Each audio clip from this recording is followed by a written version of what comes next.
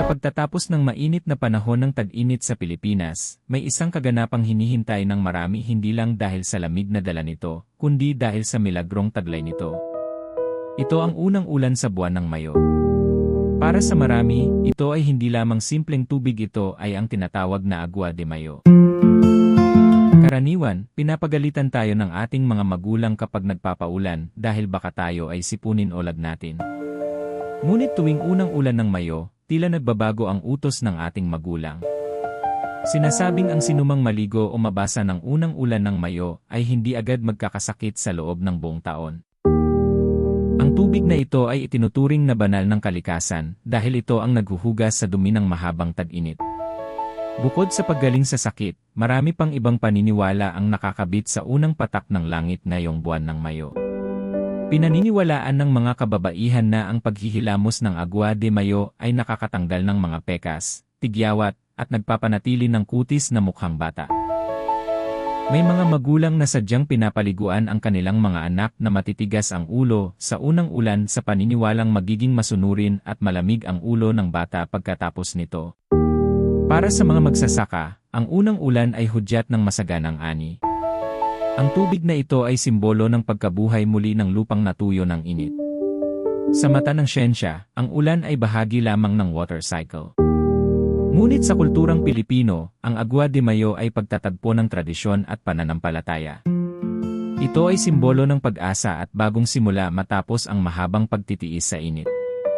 Sa mabilis na pagbabago ng mundo, ang mga paniniwalang ito ay nagsisilbing tulay natin sa ating mga ninuno. Maaaring walang medikal na basehan para sa iba, ngunit ang tunay na lunas na dala ng Agua de Mayo ay ang ligaya at pagkakaisang hatid nito sa bawat pamilyang Pilipino. Narito ang isang kwento tungkol sa ang unang ulan sa buwan ng Mayo. Tila naging isang malaking hurno ang bayan ng San Jose, Batangas. Ang mga sikat na taniman ng kape at lanzones na dati ay luntiang-luntian ay naging kulay kape at tila mga kalansay na lamang na nakatayo sa ilalim ng nagbabagang araw. Mayo na, ngunit ang huling ulan ay noon pang Enero. Si Mang Celso ay nakaupo sa silong ng isang tuyot na puno ng mangga habang hinihimas ang kanyang panyo na basang-basa ng pawis. Ang lupang binubungkal niya ay bitak-bitak na sapat na ang laki ng mga awang sa lupa upang maipasok ang isang palad. Kapag hindi pa pumatak ang ulan ay wala na tayong aanihin. Ito ang reklamo ng kanyang anak na si Lito, habang bitbit ang dalawang walang lamang balde. Pati ang balon sa likod bahay ay sumuko na rin sa tindi ng init. Sa Batangas, kapag ang usapan ay tungkol sa ulan, hindi nawawala ang pagbanggit sa Agua de Mayo. Ngunit sumapit ang unang araw ng Mayo, ikalawa, at ikatlo, wala pa ring anino ng ulap sa langit. Ang tanging naririnig ay ang huni ng mga kuliglig na tila nanunukso sa gitna ng maalinsangang gabi. Isang hapon, nagtipon-tipon ang mga taga-nayon sa tapat ng kapilya. Dala-dala nila ang kanilang mga debosyon. Napagpasyahan ng mga matatanda na magsagawa ng isang prosesyon, isang panalangin para sa ulan. Huwag kayong mawawala ng loob. Ang langit ay hindi bini sa atin, dapat marunong tao maghintay. Nang sumapit ang ika-15 araw ng Mayo, biglang nag-iba ang ihip ng hangin. Mula sa tindi ng init, naging maalinsangan ang paligid. Yung tipong dikit sa balat ang hangin. Ang mga aso ay nagsimulang maghukay sa lupa, at ang mga ibon ay naging balisa. Sa dapit hapon, isang malakas na dagundong ng kulog ang bumasag sa katahimikan ng San Jose. Ang mga ulap na dati ay maputi ay naging kulay abo hanggang sa naging halos itim. Lito ang manabote, ihanda mo ang manabote. At sa wakas, pumatak ang ulan. Una ay malalaking butil na bumabaon sa tuyong alikabok hanggang sa naging isang malakas na buhos. Ang amoy ng singaw ng mainit na lupa ay sumalubong sa lahat. Naglabasan ng mga tao. Ang mga bata ay nagtatampisaw, hinahayaan ang bawat patak na dumapo sa kanilang balat. Ang mga matatanda, tulad ni Aling Nena, ay maingat na sumasahod ng tubig sa malinis na palanggana. Maligo na kayo nang hindi kayo tablan ng sakit sa buong taon. Si Mang Celso naman ay kinuha ang kanyang lumang bote. Pinuno niya ito ng ulan at maingat na tinakpan. Para sa kanya, ang tubig na iyon ay hindi lang panlaban sa sakit ng ulo o pampahid sa mga sugat. Iyon ay simbolo ng pag-asang laging may katapusan ang kahit anong matinding tagtuyot sa buhay. Nang gabing iyon, sa unang pagkakataon sa loob ng maraming buwan, nakatulog ang mga taga-Batangas ng mahimbing, hindi dahil sa electric fan, kundi dahil sa malamig na himig ng patak ng ulan sa kanilang mga bubungan. Mula sa malawak na kapatagan ng Batangas, lumipat ang tingin ng tadhana sa paanan ng Bulkang Mayon sa Albay sa Bicol. Kung sa Batangas ay lupa ang nagbitak, sa isang maliit na baryo sa tabi ng lawa tubig naman ang naglaho.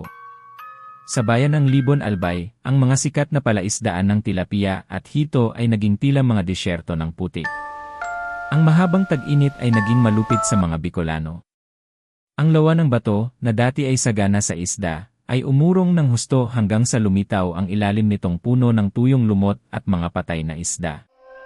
Si Nonoy, isang binatang mangingisda, ay nakatingin sa kanyang bangkang nakasadsad sa tuyong putik. Wala nang isinarapan. Ang sinarapan ay ito ang pinakamaliit na isda sa mundo na matatagpuan sa Bicol at ang mga palaisdaan ng kanyang pamilya ay naging palaruan na lamang ng alikabok. Sa Bicol, ang pananampalataya ay kasing tibay ng mga simbahan nilang gawa sa batong bulkan. Habang ang mga palaisdaan ay nagiging abo ang kulay, ang mga tao ay nagsimulang mag-alay ng panalangin. Sumapit ang Mayo. Sa gitna ng matinding gutom dahil sa kawalan ng huli sa palaisdaan, isang hapon ay biglang binalot ng makapal at madilim na ulap ang tuktok ng Mayon. Ang hangin na dati ay kasing init ng sili ay biglang naging malamig at amoy lupa. Nang bumuhos ang unang ulan ng Mayo, hindi lang ito naging selebrasyon ng pagligo. May kakaibang tradisyon ang mga Bicolano sa unang ulan. Ayon kay Lolo Jerry, ang unang ulan ay dapat sahurin ng diretsyo mula sa langit, hindi dadaan sa bubong.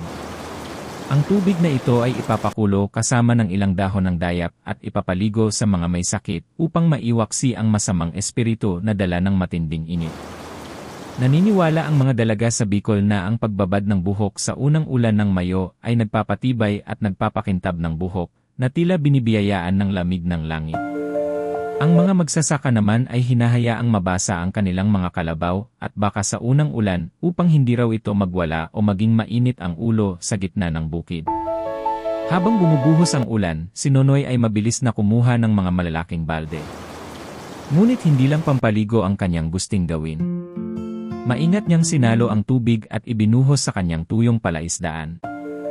Lolo, tingnan niyo. Ang lupa, umiinom. Sa loob ng ilang araw na pag-ulan, ang lawa ng bato ay muling naglaman. Ang mga itlog ng isda na natulog sa ilalim ng tuyong putik ay tila himalang nabuhay muli.